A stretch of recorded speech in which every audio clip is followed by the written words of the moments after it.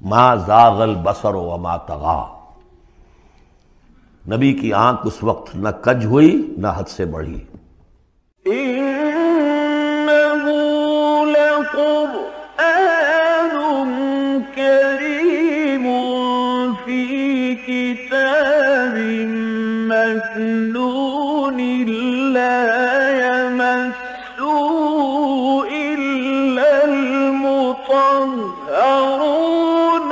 تنزيل من رب العالمين۔ البتہ یہ کہ حضرت جبرائیل کو ان کی اصل ملکی شکل میں حضور نے اپنی ان آنکھوں سے 2 مرتبہ دیکھا ہے۔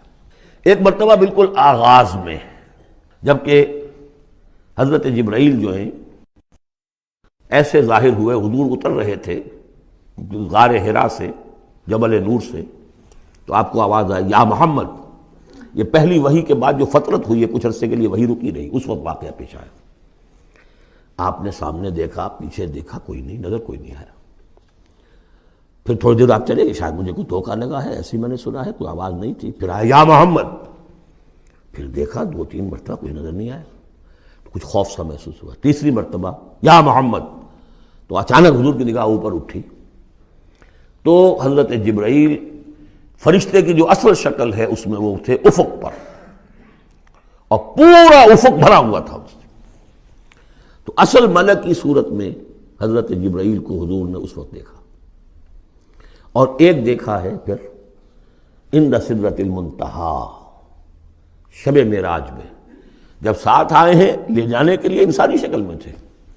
کوئی سواری بھی ایسی تھی جس کو کہ براق کہا جاتا ہے، وہ بھی محسوس شے تھی، لیکن یہ کہ جہاں انہوں نے کہا 7ویں آسمان پہ جا کر کہ بس اب آگے میری گنجائش، اب آگے آپ کو اکیلے جانا ہے، اس سے آگے اگر میں گزرا میرے پر جل جائیں گے، بے سوز تجلا بے سوزت پرم، اگر یکسر منہ برتر پرم، اگر میں نے اب اس سے آگے ایک بال برابر بھی میں آگے بڑھا تو میرے پر جل جائیں گے، تب آگے آپ کا کام۔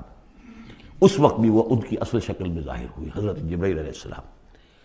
ما ضل صاحبکم وما غوا، تمہارے یہ ساتھی ہے لوگوں، یہ محمد نہ بہکے ہیں اور نہ بے راہ ہوئے ہیں، نہ بھٹکے ہیں۔ وما ينطق عن الهوى، اور یہ جو کچھ کہہ رہے ہیں اپنے جی سے نہیں کہہ رہے، خواہش نفس سے نہیں کہہ رہے، ان هو الا وحی یوحی، نہیں ہے یہ مگر وحی جو ان کی طرف کی جا رہی ہے۔ علمہ شدید القوی، انہیں تعلیم دی ہے، سکھایا ہے اس نے جو بہت طاقتور والا ہے۔ یہاں حضرت جبرائیل ہیں جو مراد ہیں۔ علمہ شدید القوی، یہ قرآن کس نے سکھایا محمد کو؟ شدید القوی، ذو مرۃ، وہ بڑا زور آور ہے، فاستویٰ، وہ سیدھا ہوا، وہو بالافق الاعلیٰ، اور افق اعلیٰ کے اوپر وہ محمد کو نظر آ رہا تھا صلی اللہ علیہ وسلم۔ ثم دنا فتدلی، پھر ذرا نیچے کو لٹکا، قریب آیا، فکان قاب قوسین او ادنیٰ، اور پھر وہ اتنے قریب آ گیا کہ جیسے 2 کمانوں کا فاصلہ ہو یا اس سے بھی قریب۔ فاوحیٰ الی عبدہ ما اوحیٰ، پھر اس نے وحی کی اللہ کے بندے کی طرف جو وحی کی۔ وہ وحی کون سی تھی؟ وہ ہے اصل میں وحی رسالت۔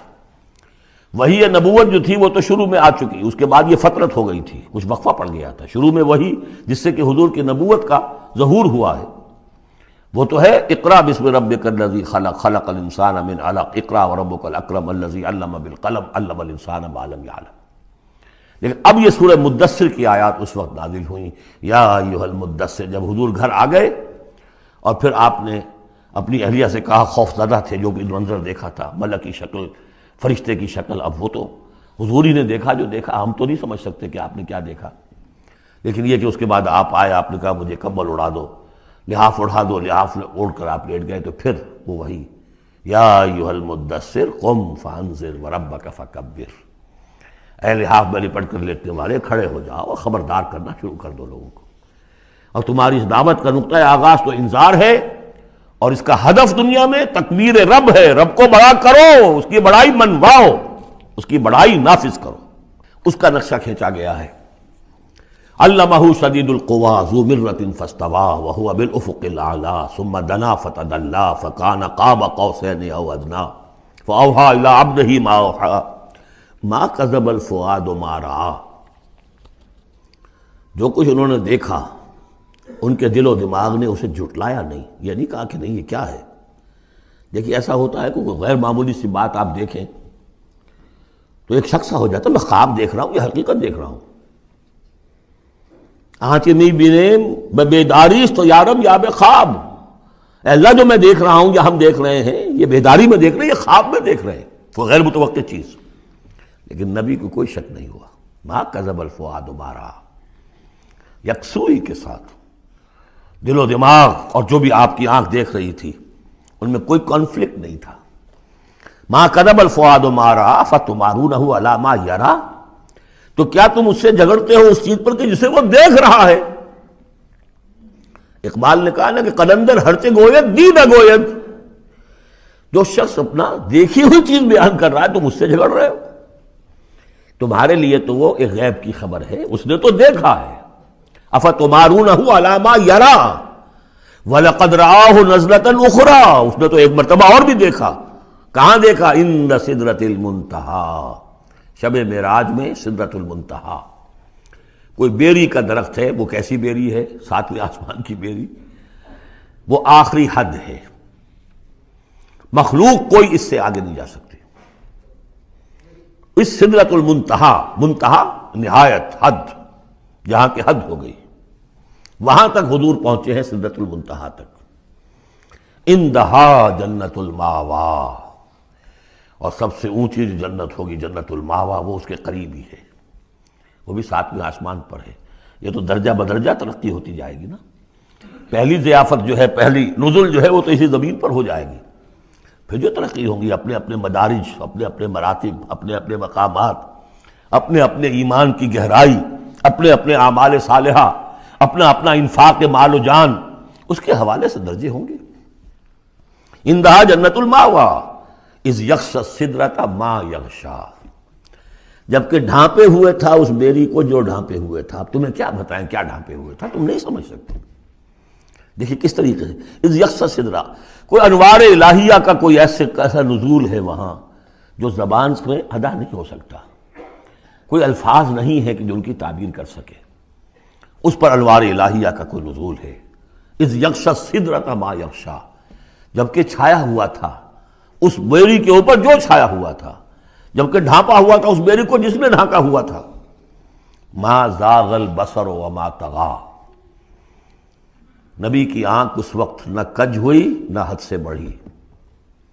یہ دو انتہائیں ہوتی ہیں، ایک تو یہ کہ آپ کسی انٹینس لائٹ کو فیس نہ کر سکے تو نگاہ ہٹائیں گے آپ، یا جھپک لیں گے، فیس نہیں کر سکتے اگر آپ میں ہمت نہیں، استعداد نہیں ہے۔ نبی کا ظرف اتنا تھا کہ ان انوار الہیہ کا براہ راست مشاہدہ کیا ہے، اور نگاہ آپ کو ادھر ادھر کرنے کی ضرورت پیش نہیں آئی۔